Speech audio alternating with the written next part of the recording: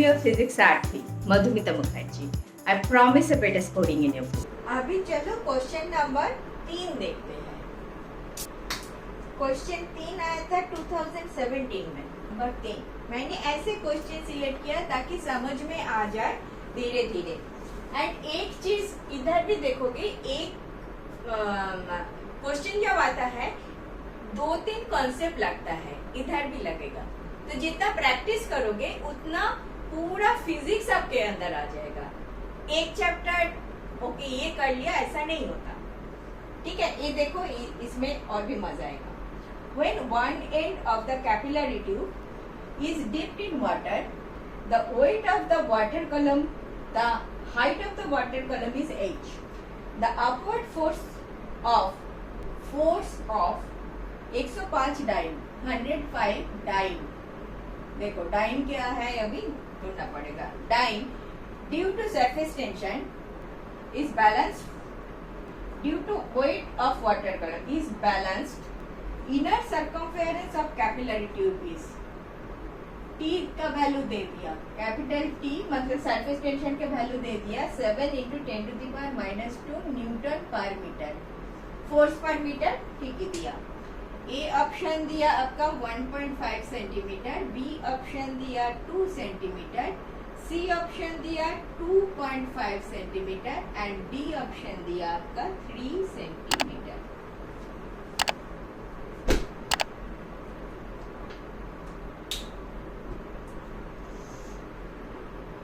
Dipped in water, the height of the column is h. The upward force is 105 dyne. Upward force. अच्छा dyne का पहले solve कर लेते हैं. 1 dyne equal to, dyne is SI unit, SI unit CGS unit of force. Dyne is CGS unit of force. आपको SI unit में convert करना है. क्या होता है 10⁻⁻5 न्यूटन. याद है? याद है तो अच्छी बात है. 105 डाइन इक्वल टू 105 × 10⁻⁻5 न्यूटन. ये है आपका अपवर्ड फोर्स दे दिया. So 2πr t cos of theta,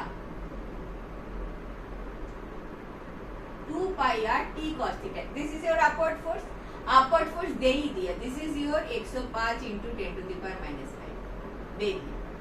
water कलम को बैलेंस करना है तो πr² × h × ρ × g. आपको सर्कमफेरेंस कितना है, 2πr कितना है वो पूछा है.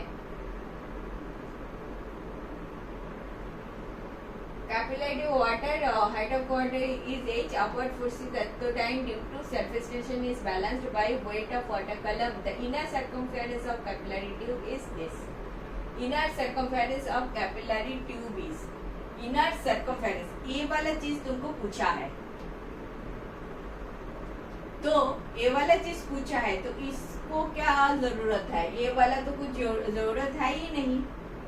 तो तुमको दे दिया 2πr, ही पूछा है t of cos of theta equal to 105 × 10⁻⁻5.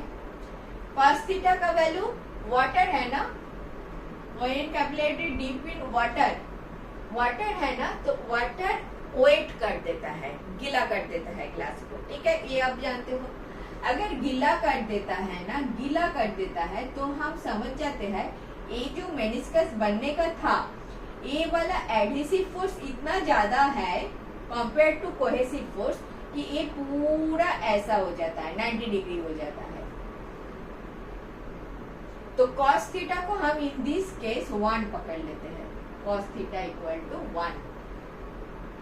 ठीक है, तो cos थीटा 1 कर लो. t का वैल्यू दे दिया तो 2πr equal to 105 × 10⁻⁻5 divided by t का वैल्यू क्या दिया, न्यूटन पर मीटर. अच्छा किया, कम से कम एसआई यूनिट में तो दिया. ये वाला कर लो. यही आपको पूछा है तो इतना बना लो. क्या आएगा 7 1 35, 5 15 × 10⁻³ ये तो एसआई यूनिट में आया. सारा एसआई यूनिट है तो दिस इज मीटर. मीटर है तो 15 10⁻³ मीटर आ गया, तो आपका 1.5 सेंटीमीटर आएगा, मीटर सेंटीमीटर, या तो 1.5 into 10⁻² metre, meaning by 1.5 centimetre. देखो इसमें ज्यादा तो कुछ नहीं था, लेकिन याद रखने का आला और दूसरा कॉन्सेप्ट लाने का, तो आपको मेजरमेंट चैप्टर में ये मिलेगा 1 dyne equal to 10⁵ newton. 1 dyne equal to, मैं इसमें अभी ज्यादा एक्सप्लेन नहीं कर रही हूँ, ठीक है। 1 डाइन इक्वल टू 10⁵ न्यूटन, ये आपको जानना जरूरी है। फिर cos थीटा इक्वल टू 1 आप लिखोगे, जानना जरूरी है, क्योंकि इधर क्या हो रहा है, थीटा का वैल्यू आप 0 पकड़ लोगे। क्यों? क्योंकि वाटर वेट कर देता है, ये पूरा हॉरिजॉन्टल हो जाता है। तो cos थीटा आपका 0 डिग्री बन गया, and that is why theta equal to 0 degree बन गया, तो cos थीटा आपको 1 बन गया। cos थीटा 1 बन गया, इधर से आपको मीटर में आया, because everything is newton per metre is SI unit, newton is SI unit, ये भी SI यूनिट में मीटर में आया, मीटर को आपको सेंटीमीटर में कन्वर्ट करना पड़ा, तो 1.5 सेंटीमीटर आपका E option is correct option. Clear? समझ में आया? समझ में आ गया? तो हम नेक्स्ट देखते हैं।